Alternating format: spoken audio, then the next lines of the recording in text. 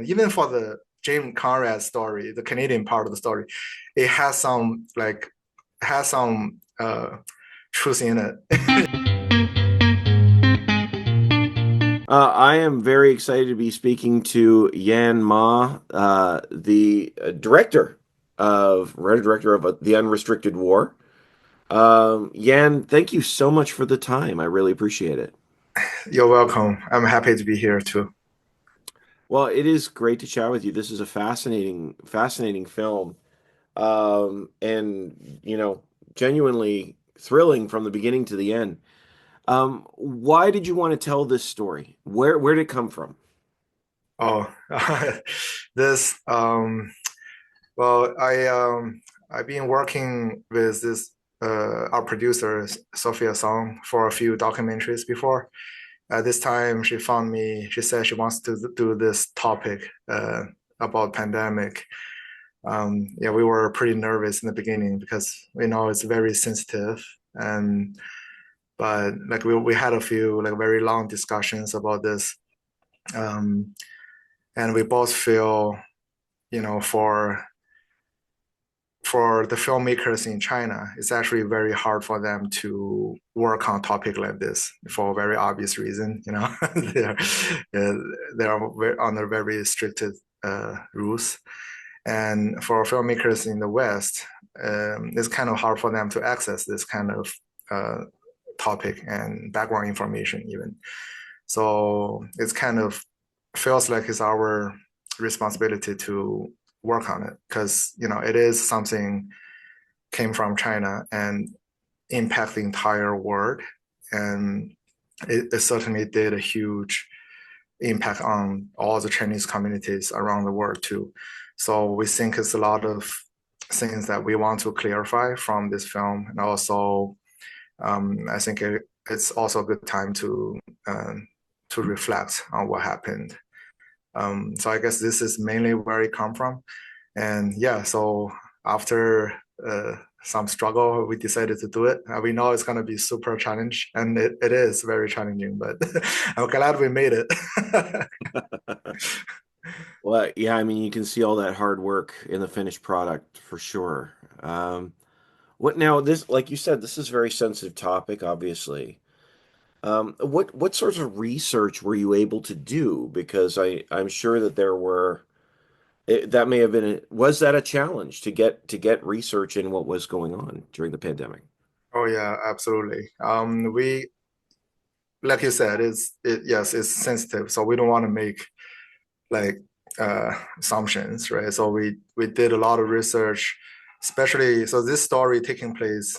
It's kind of we are kind of based on a few characters, like the whistleblower Li Wenliang, right? That's the one of the main whistleblower about the pandemic, and then we focus on the first 30 to 45 days of the event because like we read through so many reports and something called us that said, if we did a better job in the first 30 days, even the first 10 days, we can reduce like 90 to 95% of the damage that 90 to 95% of damage could be avoided, right? So the 30 days are super important. So that's why we focus our research on this period and on this specific characters. And we read through a lot of news from China, obviously, and all of them is in Chinese. But a lot of them are propaganda because it's like you don't really have free press in China. So we have to filter them carefully and just to dig out all these background stories from the whistleblowers, friends, and families. This is like really difficult. We have a lot of people. The good thing is a lot of people are willing to give us information on this. And again, I guess we share the same thoughts, right? They want people to know what really happened, and they think it's important to just share this. So yeah, so that's why I'm saying a lot of the background stories is based on our research, but I just want to make it very clear. And also, I put this title card in the beginning of the film. It is a fictional work, so don't fact check everything. Like, It is a fictional story, yes, inspired by true events. But the overall, um, yes, the overall feeling is there. Yeah, the background is there. Yes. Well, that's what is interesting about this too, because there's sort of two stories going on at once. You know, we've got the thriller of trying to cross into Canada, and then you've got the pandemic happening as well going on. And you say that very clearly this is a fictional story in a non-fic sort of in using based on true events. I'm sorry, is I think the phrase. What was that hard for you to sort of walk that line between fiction and nonfiction and create a story like this, or was it actually did it actually help and make it easier? It's actually, I would say it's actually quite challenging, yes, because uh, for the Canadian part, uh, that part is mostly fictional, right? We do have some news story based on that. I believe most of Canadians have heard the news about the two Chinese scientists got the senior scientist, researcher or scientist got arrested in the P4 lab in Winnipeg for stealing some virus samples. Yeah, that's all over the news in like 2 3 years ago. So and yeah, and we do have some information about how the Chinese government tried to send their scientists in Hmm. Canada and do this kind of thing, because we have a lot of friends in the news outlet that they do have sources like that. So, but this part we don't want to talk about it too much, so we keep it fictional, right? We have Jim Conrad, this doctor, working in China with closely with the government and facing all the challenges. Like other big companies are facing in China. They want the market, they want the money, but they have to face the pressure from the Communist Party, right? They have to play by their rules. So yeah, so that's why we have this fictional character, but it is set into this against this kind of semi-real background with COVID, the whistleblower, and all that. Yeah, so we gotta walk it very carefully. So it is challenging, yes, but a lot of them, to some extent, even for the James Conrad story, the Canadian part of the story, it has some truth in it. It's That's fascinating because I, not knowing that there was any truth in that story, I just assumed that the thriller aspect was entirely fictional. I was like, okay, well, this is the more fun, but I didn't realize at all that there was any sort of, not obviously there it is a fictional story, yeah, but I didn't yeah. realize there was any truth backing, if you Yeah, will. it is actually because if you check on the mainstream CBC and all our Canadian mainstream TV stations, they have reports on that the Chinese scientists got arrested in Winnipeg.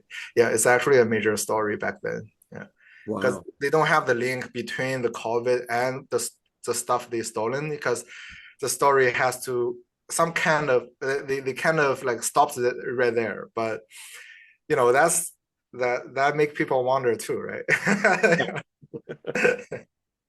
Yeah, yeah. Well, one of the things I thought was really interesting about the film. I mean, there's a bunch of things I thought were interesting, but one of the things that really interested me was um, how people were trying to do great things and kept getting held back from them. And I think there's a line. I think it's just in the background as one of the young women is listening to a radio or on program on her phone, and it says, "In the pursuit of great, we fail to do good." And Yes. I loved that line. I thought it was fascinating. I was wondering, what does that mean to you as it relates to this story or in general?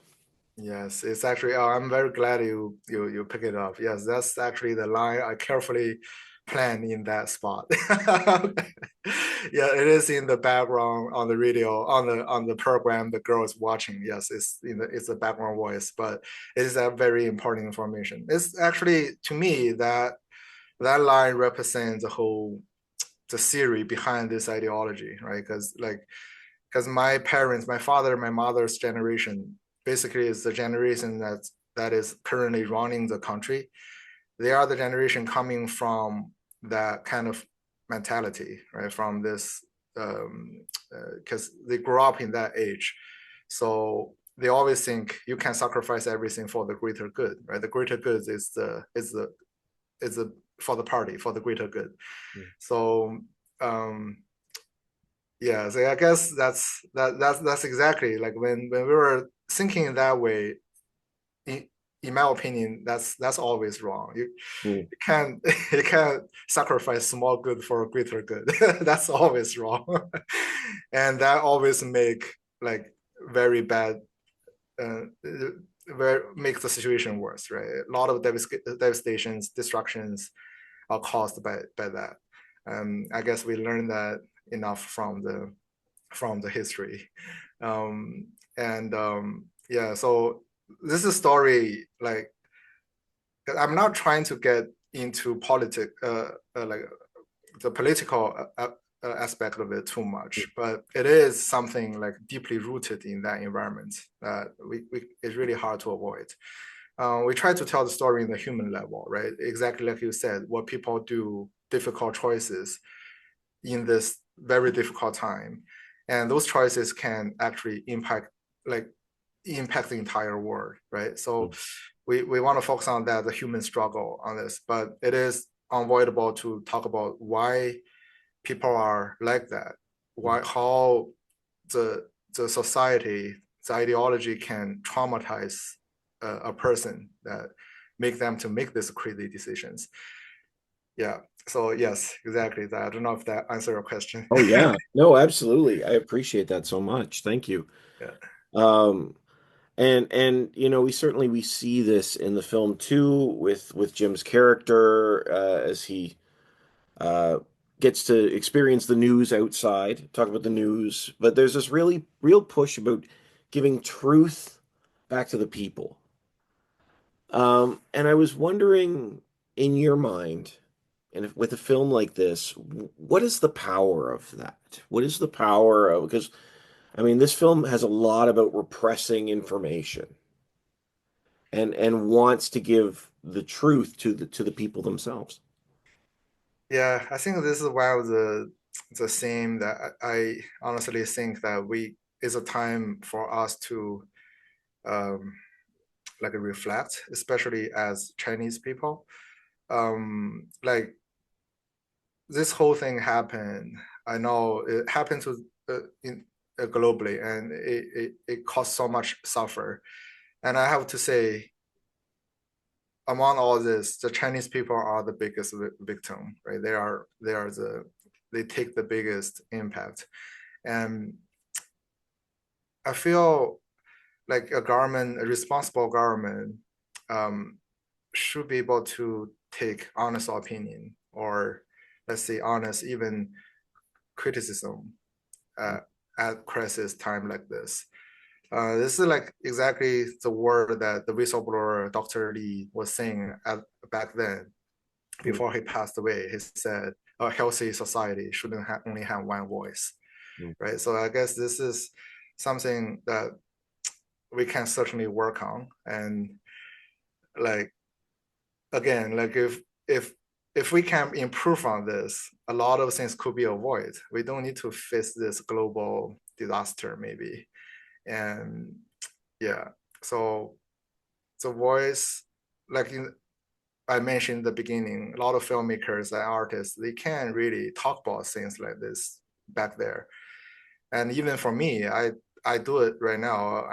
I'm facing a lot of pressure. My family is in China, facing a lot of pressure for what I'm doing right now. So um, yeah, so we have, but I'm lucky I'm here. I'm in Canada, so I guess we have to be the voice of the voiceless, right? So Mm.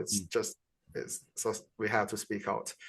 And yeah, it's important, especially for a situation like this, because next time, as a human species, maybe we are not so lucky. This time we are, next time maybe we are not so lucky.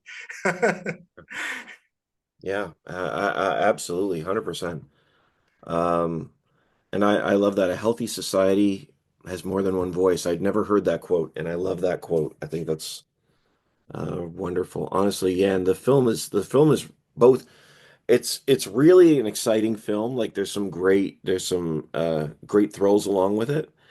Um, but it's because it's grounded so much in our recent history, I think that makes it something really unique. Um, just as we get start to wrap here, what is it that you hope people take away from the unrestricted war? Well, I guess that's yeah, it's basically all the same, like the thematic message we were talking about. Like the for individuals in the society. I mean, I'm pretty sure everybody has to make like like a difficult decisions. It's just sometimes a lot of decisions can have like a very big impact on others. I just feel like through the film that we see that's actually a very clear line of what's right and wrong. Mm. Sometimes maybe in modern society, it's getting blurry and blurry because people also have so many perspectives, so many set of stories. But on certain matters, there's a very clear line about right and wrong, and we have to do our best to do what is right for us and for the world. I guess that's the yeah, that still have value in it. So heroism still have value in it. Absolutely. Honestly, yeah, and thank you so much for the time. I really appreciate it. You Uh, are welcome. Unrestricted War is it in theaters? It's in theaters this week or Yes, yes, yes. it'll be in theaters in across the country this Friday, May 16th. Yes, and the tickets start selling right now. So it's time to grab it. Absolutely. Honestly, thank you so much for your time, Yen, and I wish you the best. Thank you, thank you. All Yeah. right, Have a great day. you too. Thanks.